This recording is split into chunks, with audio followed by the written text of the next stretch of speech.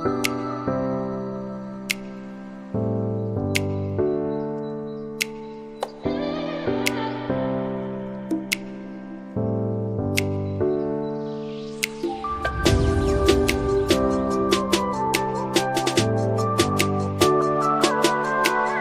nanomaterial, material which is a single unit size between 1 to 100 nanometer, and materials with structure at the nanoscales have unique optical, electronic, or mechanical properties.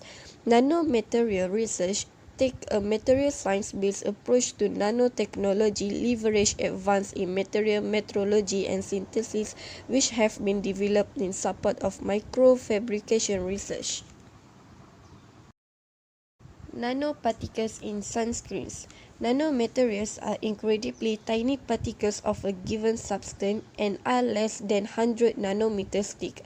The nanoparticles in sunscreen are zinc oxide and titanium dioxide are used to protect skin from UVA and UVB. The ingredients are break down into ultrafine particles before being added to sunscreen. The titanium dioxide and zinc oxide approved by the FDA as natural sunscreening ingredients. Titanium dioxide and zinc oxide work by reflect UV rays away from the skin and also shielding the skin from the sun. Zinc oxide and titanium dioxide are quite wide in nano size.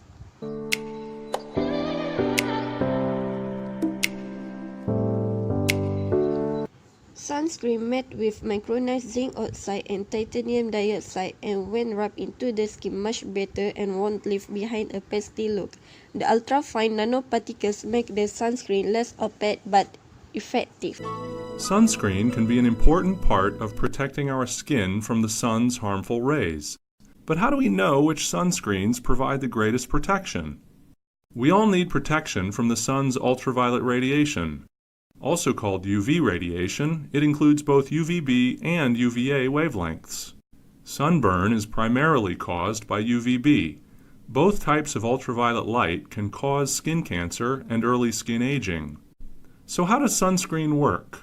Let's think of our sunscreen as if it were a beach umbrella. Does it help protect against both UVA and UVB rays? Or does it let some wavelengths through? No sunscreen completely blocks UV rays, but by using the right product as directed, and in combination with other measures, including wearing protective clothing, you can reduce your risk of skin cancer and early skin aging. To begin providing adequate protection, sunscreens should have a sun protection factor, known as SPF, of at least 15. But that's not enough. This will stop some UVB rays, but may not stop UVA rays. To protect against both, you need something called broad spectrum protection. So let's increase the protection by adding broad spectrum to our SPF 15 sunscreen.